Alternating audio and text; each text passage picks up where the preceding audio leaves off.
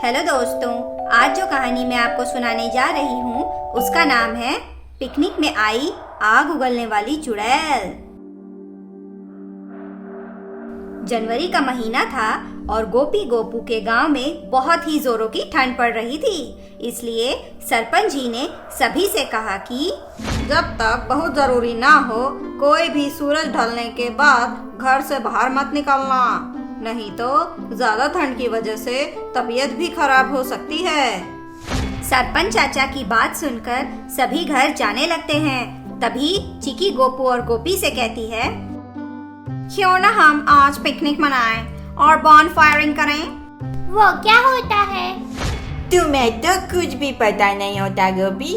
जब हम पूरी मुर्गी को आग में सेक के पकाते हैं उसे ही बॉनफायर कहते हैं। वाह गोपू! बिल्कुल गलत गोपू, दिन भर खाने पीने की ही बात करते रहते हो। बॉनफायर में रात के समय लकड़ियों को इकट्ठा करके उसमें आग लगा देते हैं और उसके चारों तरफ बैठ के गाना गाते हैं, डांस करते हैं और खूब मस्ती करते हैं। पर सरपंच चाचा ने तो रात में घर से बाहर निकलने के लिए मना किया है। बड़ों का तो काम ही होता है मना करना। अगर तुम्हें नहीं आना तो देख लो, तुम्हारी मर्जी। गोपू, वैसे तुम तो आओगे ना? मैं पता नहीं। ओहो, लगता है गोपू को गोपी के बिना परमिशन नहीं मिलेगी। चिकी की बात सुनकर गोपी को बहुत गुस्सा आता है और सभी शाम को 7 बजे तालाब के पास मिलने का वादा करके वहां से चले जाते हैं। जैसे ही शाम होती है, गोपी गोपू के घर जाती है और उसे लेकर तालाब के पास पहुंच जाती है, जहां चिकी उन दोनों का इंतजार कर रही होती है। चिकी सभी को अलग अलग जाकर लकड़ियां इकट्ठा करने को कहती है। तभी वहां गोपी गोपू के पास आती है और कहती है, ये तुम दोनों क्या कर रहे हो? गोपी, तुमने इतनी जल्दी लकड़ियाँ इकट्ठी कर ली? बाप रे, मैंने तो अभी स्टार्ट भी नहीं किया। गोपू की बात सुनकर गोपी कहती है, क्या करोगे इन लकड़ियों का? चिकी ने बताया तो था, इन्हें जलाकर हम बॉन फायरिंग करेंगे। गोपू की बात सुनकर गोपी गुस्से में आ जाती है और वो कहती है, सरपंच चाचा ने तुम्हें बताया था ना, शाम को घर से बाहर नहीं निकलना है। तभी वहाँ चिकी भी आ जाती है और गोपी की बात सुनकर कहती है, गोपू, मैंने पहले ही कहा था गोपी को साथ मत लाना। अब देखो बॉनफायर का पूरा मजा खिरखिरा हो गया।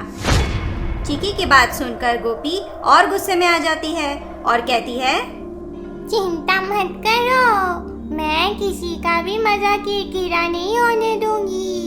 तुम लोग लकड़ियाँ इकट्ठी करके आग जलाओ और मैं उसमें तुम दोनों का बोन यानी हड्डी फायर करके खा जाऊंगी।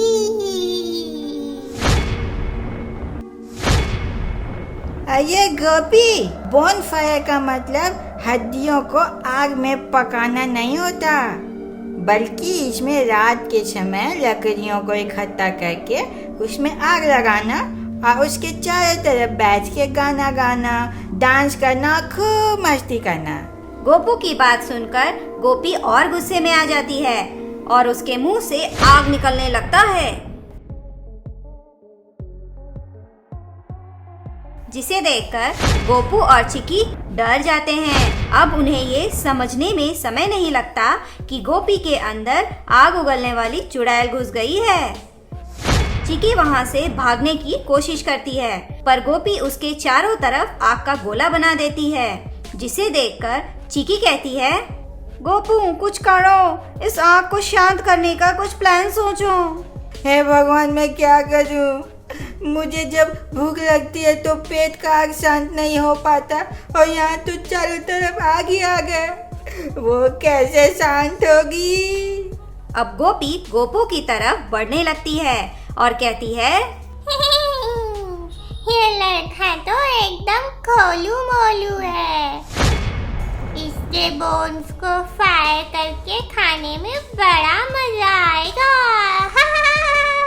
हे भगवान, मैं क्या करूं? इतनी रात को तो आग बुझाने वाले अंकल भी नहीं आएंगे। गोपू, तुम्हें पता है आग बुझाने वाले लोग आग बुझाने के लिए किस चीज का इस्तेमाल करते हैं? हाँ, पानी का। You are so talented, Gopu. मैंने घर से एक बोतल पानी लाया है, वो देखो पेड़ के पीछे ही रखा है। तभी गोपू दौड़ते हुए जाता है और बोतल के पानी को गोपी के ऊपर डाल देता है। बोतल में रखा हुआ पानी बहुत ठंडा होता है, जिसकी वजह से गोपी भागते हुए जाकर आग के पास खड़ी हो जाती है। तभी चिकी कहती है, गोपू, यही मौका है, चलो यहाँ से जल्दी भाग जाते हैं। चिकी की बात सुनकर गोपू कहता है, गोपी को छोड़ के मैं कहीं नहीं जाऊंगा। वो गोपी के पास जाता है और उससे कहता है, गोपी, मुझे पता है तुम्हारे अंदर कोई आत्मा घुस गई है।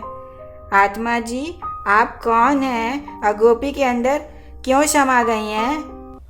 गोपी के अंदर छिपी हुई चुड़ैल बताती है, बहुत साल पहले ऐसे ही कड़ाके की ठंड पड़ी थी और हमारे सरपंच जी ने भी सभी को घर में रहने के लिए कहा था।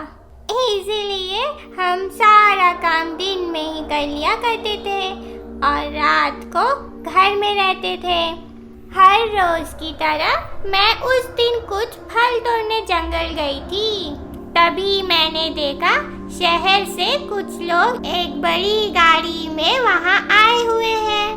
उस समय शाम हो चुकी थी, पर मुझे उन सभी को देखकर अच्छा लग रहा था, इसलिए मैं वहां एक पेड़ पर चढ़ गई और उन सब को देखने लगी। तभी उन लोगों ने वहां लकड़ियां इकट्ठा करके उसमें आग लगा दी और नाचने गाने लगे। वो सब देखने में मुझे बहुत अच्छा लग रहा था।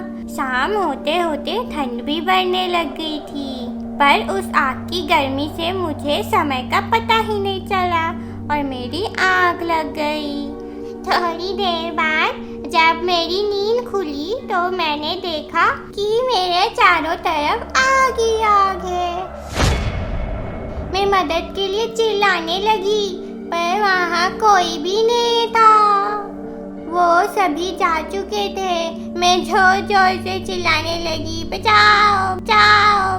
तभी वहाँ गांव के कुछ लोग आए और किसी तरह आग बुझाई, पर तब तक मैं पूरी तरह जल चुकी थी और अपनी अंतिम सांसें गिन रही थी। तभी मैंने किसी को यह कहते हुए सुना कि जो लोग शहर से आए थे उन्होंने यहाँ आग लगाई थी और इस आग को बिना बुझाए वो सारे लोग शहर वापस चले गए, जिसकी वजह से मेरी मौत हो गई।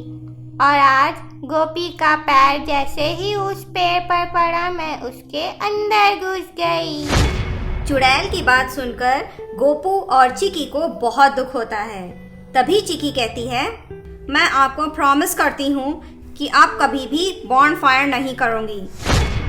मैं भी आपको प्रॉमिस करता हूँ कि आप कभी भी बॉनफायर नहीं करूँगा। चिकी और गोपू की बात सुनकर गोपी के अंदर समाई हुई चुड़ैल का गुस्सा शांत हो जाता है और वो कहती है, बच्चों, मैं ये नहीं कह रही कि तुम बॉनफायर मत करो या पिकनिक मत बनाओ, पर एक प्रॉमिस जरूर करो कि जब कभी भी बॉनफायर या पिकनिक मनाने जाओ तो इस बात का जरूर ख्याल रखना कि आग आसपास ना फैले और जाने से पहले आग को पानी से अच्छी तरह बुझाना मत भूलना।